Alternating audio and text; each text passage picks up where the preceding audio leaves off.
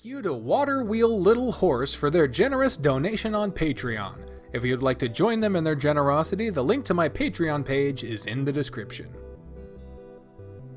Hello everyone, and welcome to a black screen with some text on it. My name is Decalink, the trained unprofessional, and it's the smoke room. We're back with the smoke room. This is the William route. I guess all of them got fucking updated, so that's cool. Jesus. I woke up to the smell of burning pine. Firewood crackles. I see William standing over a pot that hangs from a rack on the hearth at the end of the room. He pours some of its contents into the bowl and brings it my way. Morning, sunshine. Morning yourself. I look into the wooden bowl he shoves into my hands. It's a savory bean dish with green onion and small strips of meat. Sleep well. As best I could, I reckon. Not surprised. Your first kill is always the hardest. Not keen on doing it for a second time, if that's what you mean. Most folks ain't keen to. Wish I could say that for everybody, but I've been around long enough to know better. I don't want to kill nobody. I mean anybody. That's how good folk think. But life is hard, and sometimes it's you or them if you want to keep living. Sons of bitches ain't held back by scruples. There's some situations you gotta learn to act without thinking. Frankly, it's a miracle you weren't the one that got pulled out of that hole. How's that? 'Cause you were stupid. Thanks, William. Most folks are stupid their first time. I don't think you will be again. Again, I don't want a next time. I'm glad that you've got it all figured out then. Says you. That being the case, unlodge your head from your rear and take my suggestions seriously. I grunt in his general direction, such as... Learning to shoot wouldn't hurt. Neither would knowing how to lie. I lie plenty. I know. That's part of the problem. Shouldn't I learn how to be more truthful instead? Not around Jack's sort, no. I don't want to talk to too many of those. And you won't have to if you can suss him out without letting him know. Something that you failed to pull off, if I must remind you. Okay! My tail is snapping against the floor as always. No need to get your britches in a bunch. Just worried is all. He's blushing. Look at him. He's blushing. Blushy boy. What about me? No, the Transcontinental Railroad. Of course you dipshit. I feel a smile curl up on the side of my face. What is this feeling? Is it arrogance? That's real sweet, William. Well, of course it is. I'm very sweet. I have to wonder if he's testing his lying skills on me.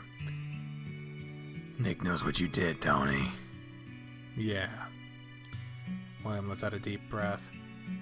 That could cause some problems for you. I don't think so. Nick keeps to himself. You're so sure. You ain't? Nick's our friend.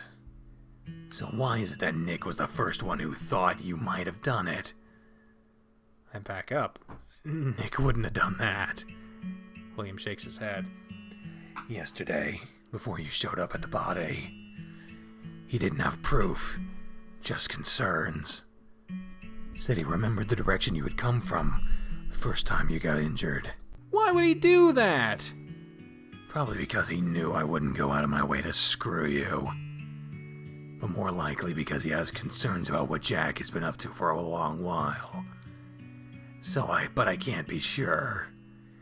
The four of us have got to be on the same page. 4? Murdoch knows too. That's right. That's 3 who know. I don't care how quickly that number's climbed. He's my responsibility, so you don't have to worry about him. So what should I be worried about then? Anybody with stakes in making this town feel comfy again. There's a certain saying, the smaller the town, the more vicious the politics. Everything feels personal on a small scale. And some folks will look away from a great many things to keep Echo personal. So you want to see this shithole get bigger? I'd welcome another mainstay than just Mr. Hendrick's mine, if that's what you mean, yes.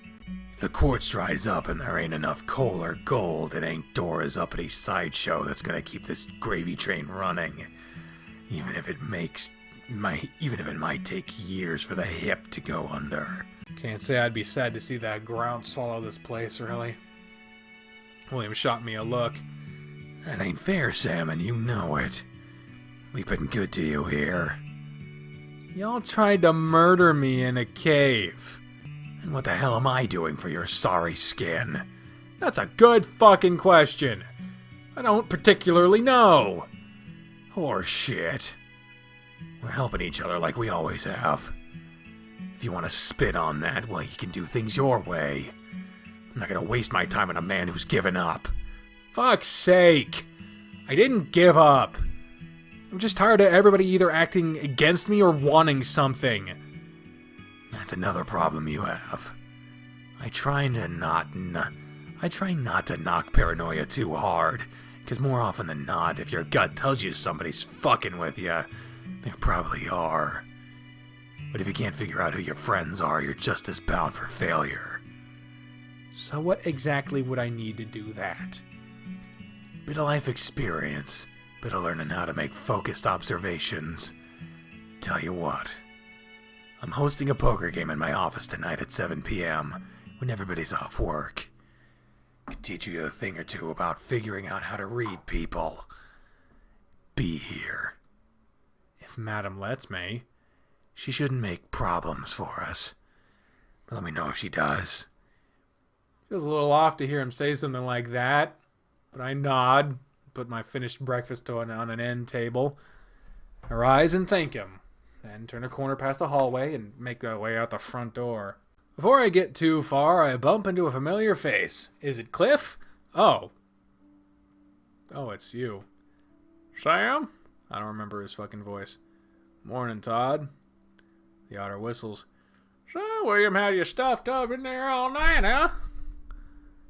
Me and him had to speak on... I better look at his fucking voice. I don't want to just fucking randomly start changing shit.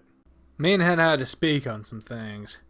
Doesn't surprise me, considering how close the both of you are and all. But doesn't he usually go to you? I blink. It wasn't that kind of meeting, Todd. Fuck. Oh! Of course not. I didn't mean to suggest you or William would disrespect the jail like that. It is public property, after all. I feel my eyebrow twitch.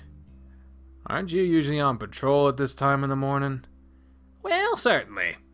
Normally, that is. But we've had some more recent disappearances. A fellow by the name of Huxley Green wandered off, and his little old lady is shaken. Poor thing.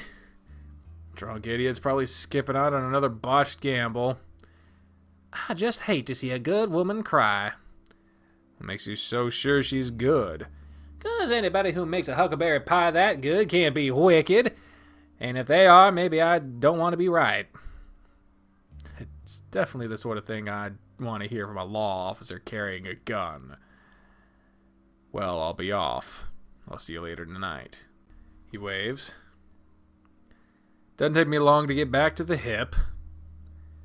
Nobody's lurking around the front. Harlan catches my gaze as I walk past the bar, but I make it back to my room without much noise. I fuss with my whiskers in the vanity.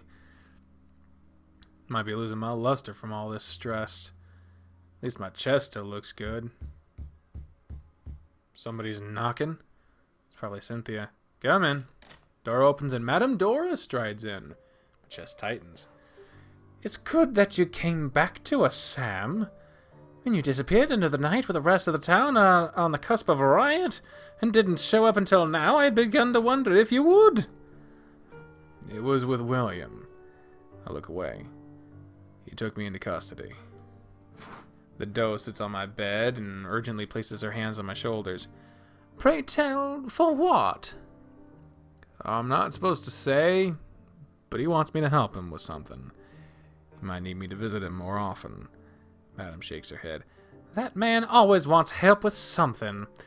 Let it be said that I will do anything for my girls. I'll tell him what they tell me. Just enough. And he protects us to the extent of his capabilities. Just enough.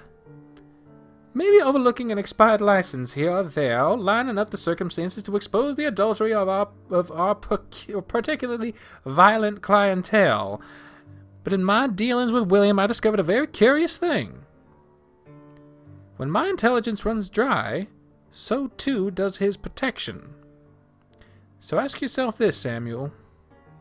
Am I telling him just enough? This way, you'll find he's a more reliable ally. Cynthia pokes her nose into the doorway. Madam, I'm awful sorry to interrupt. I was worried sick about Sam. Dora's expression softens. Of course you were, dear. I've spoken my piece to Sam here. I'll give the two of you some time. The trail of her shawl follows her out of the room. Cynthia closes the door quietly. Sam, what in the world is going on? First you explode last night during work, then you disappear all night? None of that is like you! Like I just told the madam, William took me into custody. No, that's just where you went. You tell me this instant what's going on, Samuel Ayers. You tell me this instant, or don't you ever bother speaking to me again. The number of people who know just keeps growing. Too many know. But this is Cynthia. Cynthia gets to know. I owe her that much. So I do my best to tell her what I told William last night, beat for beat. I think I'm getting pretty good at recalling these details by now. By the time I'm finished, she's staring back in sadness and terror. My God. Now it all makes sense. They're gonna say this is all your fault. I know. William said not to tell anybody. Maybe he thinks more things will come to light if I don't cause a distraction. I read about William in the papers. He used to be a big-shot detective in the big city. Our little old backwater must be cake compared to what he dealt with there. Dora doesn't trust William. What do you think about him? Well, he's a cop, Sam. Of course you can't trust him fully. But he's native, so I fear him less. Just know that I'm trusting you with my life. You can't tell nobody. I won't. But Madam will probably find out if she doesn't know already. She always tends to. I'll cross that bridge when I come to it. I won't let you protecting yourself from some horrible thief ruin your future. You deserve better. She pulls me into a hug. I can't imagine what it's like to have to bear that all by your lonesome. Just know, now you don't have to anymore. Something in the air changes, and like it feels less heavy. Tears are welling up again in my eyes. She pulls away from me and pulls a slip of paper from one of her pockets. Like it's just another ordinary day. I have your list. I take the paper from her and I look it over. Just 2 clients in the late afternoon, thankfully. Holler for me if you need anything, something, anything, whatever. I have a list today, too. I thank her again before she leaves. I freshen up for the rest of my day. Their desires weren't difficult. One of them just wants a warm mouth, and he comes fast. The other just needs a chest to hold as he puts himself in me and fills up his condom. The rest of my day is easy. Harlan just has me move a few ship boxes to the back for him. Make sure to let Cynthia and Madam know where I'm going this time. Tonight's an awful lot more quiet than yesterday was. No folks out on their porches playing poker. It feels like an unsettling lull. Or the calm before a storm. When I reach the front of the sheriff's office, I see Todd. But he must have seen me first. Oh! William said you might be coming around this time, but you're a little early. He's fine. Come on in. William leads me to his office. In the corner, sitting away from the desk, there's a large round table with 6 stools. He takes a seat and I sit down directly across from him. I wouldn't even bother trying to win the night. What I think you should focus on is trying to figure out what everybody else will do to try to win. You could learn a lot about the players. Especially me. Just know that I'm gonna fuck with you. Sounds about right. Todd stands up to answer the door. A huge shape darkens the doorway. Evening. I'm not prepared for the surge of emotions when I hear Nick's voice. Relief, guilt, fear. Didn't think I was going to see him again for a long time after last night. I smile, but don't make eye contact. And then he sits next to me. You finally playing a game with us. His scent is particularly earthy today. Must have been working long hours in the mine. It was William's idea. Of course it was. Todd rises again to go toward the knock in the front door. I hear their voices before I see them. Isn't this locale a bit dreary for a get-together? Todd turns the light of the oil wick up to brighten the room just a bit, frowning. William hosts the game. William gets to pick the location. Of course, all the main characters in a room together. No matter how fucking hard it is for me to read this shit. Oh, goodness, Sam is here. He puts on a sing-song voice. I know who I'm sitting next to. Was expecting a room full of mine tonight. Well, mine and Todd, I suppose. William sighs. When you said you were bringing company, Murdoch, I assumed you meant somebody local. Did you really want to play with Ralph? Coyote grunts. We're just here for a friendly card game. So it's best to keep it casual for a newcomer. Don't you agree? I look between the both of them. William stares the fox down. For the smallest moment, something like a revelation flashes across his face. Then his muzzle curls into a smirk and nods. They both know something I don't. They're gonna swindle the rich fuck out of all of his money. That's what the fuck that is. That's what you always do. You bring the idiot rich person to the card game. I watched enough MASH to know that fucking thing. I know that shit. Am I unwelcome here? I didn't say that. I suspect that he did mean it. Beer and parlor games just seems a little lowbrow for a fine fellow from across the pond such as yourself. It's an ocean, not a pond. But the train ride was considerable. Cliff slides into the chair beside me. Murdoch sits between him and William. Todd takes the last seat between Nick and William. The otter starts shuffling a thick, worn deck of cards between his webbed hands. Does anybody need to learn how to play? He looks over to Cliff. The weasel glares daggers back at the otter, so he breaks eye contact. I could use a refresher. Been a while. Todd's eyes light up. Of course. Let's get the instructional music. Hell yeah. Let's turn down the instructional music. Rounds of poker are fairly fast for a card game. After I shuffle the deck, I give each of you 5 cards face down. He gives us 1 card each, face down, going clockwise. The objective of the game is to make sure that you have the best hand. Or more importantly, to make everybody else think you have the best hand. Game about lying, huh? William's glance meets mine for a second before it turns to Todd. Hard part is remembering which hands beat which. Five of a kind is the best possible hand, but only if you deal a deck with a joker. It's a wild card. Are we playing with the joker in the deck? I feel like it can make the game too hectic at times. I don't mind a little bit of chaos.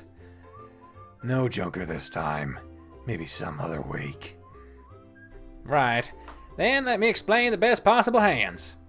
Best possible hand you can get in the game is a straight flush. That means any 5 cards, the numbers are in a row, all the same way from ace to king, and the suits have to all be the same. I'm glad I already know what the cards mean, because neither ace nor king are numbers. See sweat on Todd's brow. If more than one person gets a flush, the higher order wins. 4 of a kind is the next best. What's that? Todd makes a choking sound. Well, you see... You don't have to explain that, Todd. He's fucking with you. You devil. Well, you see, the next highest is full house. Is that what Todd dreams about whenever he tastes Mrs. Green's pies? Oh, now hold on just a second. Laughter fills the room. Nikolai clears his throat and all of us go quiet. I feel it's very rude to speak when somebody is explaining the rules. But watching Todd squirt brings me too much joy. Proceed. Unbelievable! Sorry, friend. Alright. Listen up, dipshits. A full house is 2 cards of one kind and 3 cards of another. Like 2 kings and 3 queens and so forth. Next sequence to win is a flush, which means all cards are the same suit. Then a straight, which is 5 cards with increasing ranks in a row. Then 3 of a kind, then 2 pairs, then 1 pair. Does this convocation of clowns have any particular questions about the hierarchy of winning hands? Funny enough, I remembered the order. I just forgot how the sequence of the game goes. You take a look at your cards and you think about how good your chances are. Betting happens clockwise in turns. You can check, raise, call, or fold. Checking means nobody has bet yet, but you're choosing not to use any of your money. Money? How much are we betting? This'll be good. Nick pulls a large potato sack from under the table and empties its contents under the table with a loud clatter. No money. Bottle caps. Cliff frowns. But wouldn't real money be more exciting? Having things that we do not have would be exciting. Yes. Cliff opens his mouth again, but William shoots him a look that makes him shut it. There are more interesting things we could bet besides money. Christ almighty. No. Todd, continue. Right. Instead of checking, you can choose to raise. This means every player has to match the amount of chips, or in this case, bottle caps, to the amount raised, and place those chips in the middle of the table. Player can fold, refusing to bet, losing the round, but keeping their chips. How many times are we allowed to raise the bet? Our house rules are limited 2 times with a maximum of 10 chips. Otherwise, 1 round could take forever. Finally! Are we ready to begin? Murmurs of agreement circle the table. Todd deals the cards, and I pick mine up. Oh, pair of kings. 7, 9, and a 4. Got a lot of spades here. Okay. Not terrible, but I could do better. William is staring directly at me. I'll raise. He flashes me a grin and puts a few chips in the center. Murdoch looks calmly around the table. Then I'll have to fold. Cliff's lower lip trembles. I must fold as well. Jesus, you two, you didn't have to fold that fast. I think I'll call. Pair isn't amazing, but 2 kings ain't bad. Shame Cliff and Murdoch didn't show their cards upwards. A fold. Jesus! I'll call. There we go. I'll draw 1. Just 1? Has me a little nervous. Todd too, by the look of his eyes. Maybe William isn't trying to get a specific combo. Maybe he's fucking with you like he said he was going to. I throw away the 9 and the 7 and the 4 and push them to the center. 3, please. And 3 for me. The otter turns his cards over and frowns immediately. William is staring at me with that shit-eating grin, and this time he shows teeth. I bet. Pair of kings and... Oh! Nah, damn it. I thought for a second we had a baby straight, but... No, it's just three of a set. All we have is that fucking... We have one pair, that's it. Look at my hand and think. Still not looking too good. Already wasted 2 of my 20 bottle caps. I fold. William collects his prize and reveals his cards. The hand is complete garbage. What the hell? Oh, I could have beaten that. Nick is smiling and Murdoch is holding his chin in his paw. You'll let me lead you around by the nose. Don't let me do that. Round 2. Murdoch collects our cards and shuffles while William starts to hand out cards from a second deck. I take a look, hoping my luck is a little better this game. Not great. Yeah, no shit, not great. At best, you could discard the 10 and hope to get a 5, but other than that, I wouldn't even bet on that. I would wind up just getting, I don't know what the fuck I'd do. Probably get rid of the bottom 3 cards, see what I can get. I'll bet. Then I'll call. Murdoch looks like he's just as confident as William was, but he's probably full of it. I'm a bit tired of these damn dogs yanking my chains, so I'm not gonna play the hair game this time. I'll fold. I fold. I fold. And I'll call. Cliff's whiskers twitch when he hears that. I'm taking 3. Thought as much. 3 as well. Just 1. Interesting that they've obviously got certain characters mapped to certain sides. 'Cause really, they could just have Cliff and Murdoch on either side, but they keep alternating on that one side. A little bit of a limitation of the sprite mapping, perhaps, but I wouldn't want to cause any extra undue work. Murdoch watches William draw, smirking. I raise. William sends his smile right back to Murdoch. I'll call. I raise. William's tail is flicking from side to side as if he has the other 2 cornered. Shall we reveal? What an excellent idea.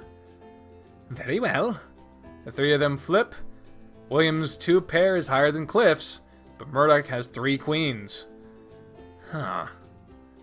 Didn't you just give us a lecture on to keep you in check? I had better chances that time. Cliff collects our cards as Murdoch deals a shuffled deck.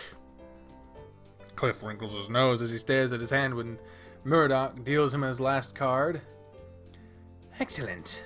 I will have to bet this time. We got a little Anubis I almost said Joker. That would be the J. The Jack. Mother of God. Fold. Nick lets out a pensive hum looking at me. Call. Raise. If the otter was beaming any brighter, I'd swear he was the sun. Fold. What? No tricks this time? William's smile is toothy again. If that's what you want to think. He just knows Todd ain't a good liar. Cliff doesn't seem intimidated. Nick scratches beneath his muzzle. I fold. Then it is up to me. I'll draw 3. 3 for me as well. And I'll draw 3 too. I see Cliff's eyes widen with excitement. I raise. I'll fold then. I'll call. The otter puts this in rather quickly. Show me what you got, sir. Did Todd just look away in embarrassment? And did he blush? No way. I always pictured him as having eyes for Mrs. Green, not Cliff of all people. He flips his card, showing off his hand. 3 queens.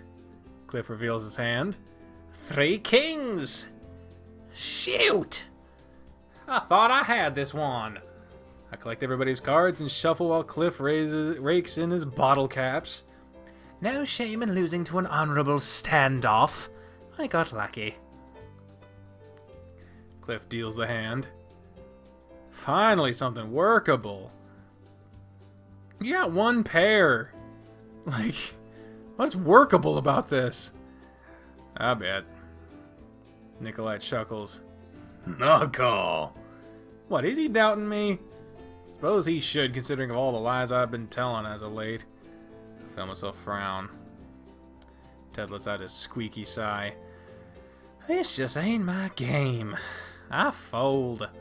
Notice Wheel's ears perk up at that. If his disposition improved after Todd folded, then maybe he needs others to do badly. So he'll probably call and fake his hand the rest of the game. I call. Gotcha. I fold. And so must I. Alright. If William's hand is bad and Nikolai is underestimating me, then I could actually win this one. I'm drawing 3. Just one. I don't like that. Is he taking a big risk, or does he have nothing to lose? 3 myself. I guess I know his hand is lousy for sure now. He's smiling big, and that was the same expression he wore before. That must be the face he puts on when he doesn't want somebody to read him. So in other words, he must have something to hide. Probably still has a lousy hand. Nick just has a really concentrated expression. Can't really tell what he's thinking. Hey, 2 pair, nice. 4s and jacks. But this looks real good for me. I bet. I call. I call. Sorry, Nikolai isn't folding? Well, maybe he thinks his hand is just good enough to be mine. William lets out a one-note laugh and then puts on a lilting tone. Then I raise. What? Bullshit, William. Bullshit. Neither you folded. I guess I'm eating shit. He reveals his hand. Ha! 2 deuces! Pathetic, William. Pathetic. 2 pair. Not too bad. But unfortunately, the stack was stacked against you. He reveals all 4 aces and a king. Seriously? I had the 4 aces from the start. He wasn't acting distant. He was avoiding drawing attention to himself. I'm real bad at this. It's my turn to shuffle. Wait. Who's...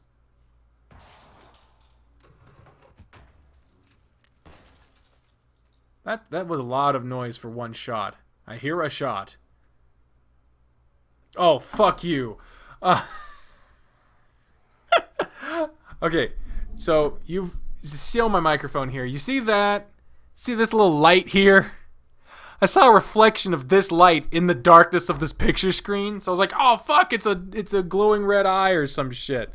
You motherfucker. Nikolai lunges, pushing me to the floor.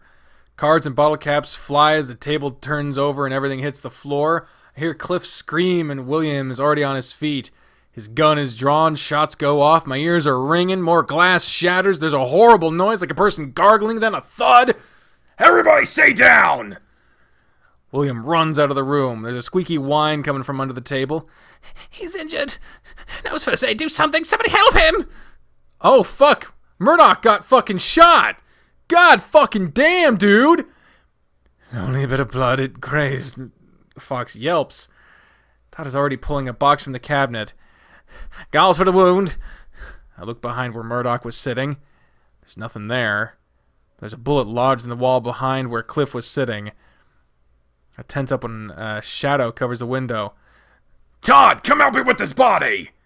He dead? Yeah. Cliff sobs on the floor while Murdoch clenches his teeth, hissing. Nikolai kneels between Cliff and Murdoch, applying pressure to the gauze while he pats the shaking Cliff. Hey, you want to help him? Take deep breaths. You must be helpful to yourself first before you can help anybody. If our friend can be brave after taking a bullet, you can be brave too. I don't feel very useful here. Least I could do is follow William and Todd, scouting to be an extra pair of eyes. There might be more of whoever attacked us lurking around, but it wasn't too smart to fire off a gun into an armed police sheriff's department. Maybe they thought the night would give them enough cover to shoot once and get away. Turns out they were wrong. I hate this place. It takes a while for my eyes to adjust to the moonlight. William is crouched over the body, with Todd looking left and right over his shoulder. His gun is drawn. Can you identify this man?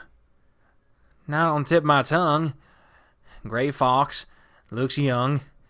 I recognize a handgun model, though. That's a 1910 model. It's a self-loading handgun. Not surprising that he missed. He missed. Was he there the whole time? During the card game? William smiled. Very good, Sam. Murdoch knew too, didn't he? He placed himself very well to keep an eye on the window. I can't imagine how he managed to keep his gaze from the window for that long while watching out of the corner of his eye. Maybe he'll illuminate me later on why he was followed. Todd, go fetch a bed sheet. We'll wrap him up just to get him out of the alleyway. Yes, sir. Jesus Christ. Prickles go off in the back of my neck like we're being watched, but I don't see any lights turn on in the townhouse rooms above us. Starlight speckles the sky and the wind picks up. Todd returns with a sheet and lays it on the ground. They push him onto it and roll him up. They carry him inside into the jail. His body lands on the ground of the cell with a thud. They lock the door. I suspect it's to keep anybody from getting in, considering this one's going nowhere. A revolting smell of shit and blood brings me back to the cave, and I walk away feeling myself wretch. We have a lot of paperwork to fill out in the morning. Todd wilts. Fun. It disquiets me that neither of the two seem much fazed. That fox looked maybe young enough to be 15. Why would he throw his life away like that? Nikolai walks into the room with Murdoch leaning against him. Fox's clothes are stained with dark patches of crimson and his eyes are closed. His shoulder is bound in ribbons and heavy gauze. Cliff hovers behind, wringing his hands. This one's all patched up. You feeling all right, buddy? A bit woozy, that's all, but fine. You shouldn't be talking right now. You should be resting. That can wait. Do you know why you were followed? Followed? No, but I know who he is. Was. Jimmy Fisher. Fox can barely keep his eyes open. Orphan, flunky, did odd jobs around town, rarely well. Speech slurred a little. Suspect he stole poppy shipments from Ralph. Never caught him. Know that folks would get him for favors. Dark things. Bad news. He could barely get any more words out now. I'm taking them both home. You should go with them, Todd. I thought so too, sir. Stay safe. We'll hunker down. Nick and Murdoch hobble out of the front door with Tiff and Claude, apparently, following closely. Door shuts. I hit the wall with my fist. Why the hell would somebody shoot at us like that? I will admit, it's the first time somebody was stupid enough to try and shoot at me in my own office with my deputy nearby. But stay here long enough and you'll find a lot of the shit in this town don't make much sense. Like a child thinking he can gun down my guests on my own turf. Or more people missing than ordinary for a town this size. Somebody or something in this town is up to no good. And the worst thing is, I don't even think it's all necessarily connected. The mass hysteria. You know, it's weird. It's hitting me for the first time that this game could be more than just the depiction of the inciting incident of Echo, but it could also be the depiction of the first mass hysteria, which put the scare into the folks of Echo for generations. So this is going to be a banger. I just know that they pay me too much for whatever's happening here to be ordinary. That's part of why I don't mind putting Mr. Hendricks in an uncomfortable position. You think he's responsible for something? There's no doubt in my mind he's responsible for some of it. I just haven't honed in on anything as of yet. Holy shit. So the implications there, fucking, wait, hold up. Okay, yeah, that's actually today. Okay. So Murdoch knew he was being followed.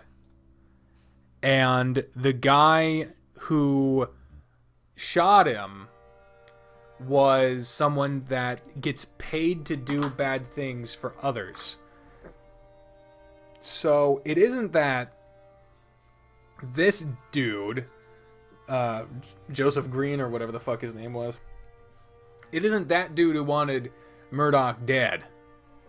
Somebody else hired him. Somebody else has something against Murdoch.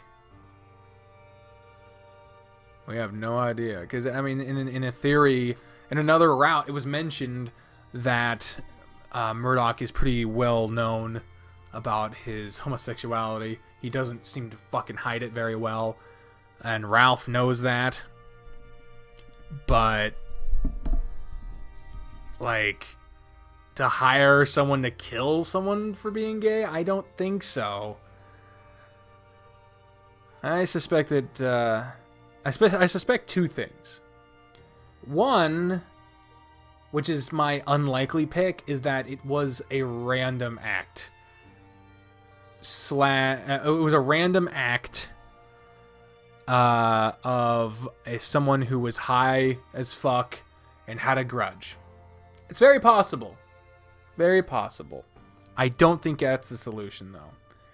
Number two, he could have been following Cliff, since Murdoch and Cliff showed up at the same time. But who would have something on Cliff? And they could have just missed. Who knows? Number three is that it was... this is what I think. Someone paid to have Murdoch killed. And who it could be, I'm quick to say it was James Hendricks. I don't know. I got no idea. I guess we'll find out more on the next episode, won't we? Well, the next episode of not Murdoch's route, William's route. Fuck. But until then, ladies and gentlemen, I have been the trained unprofessional, and you're not. Stay safe.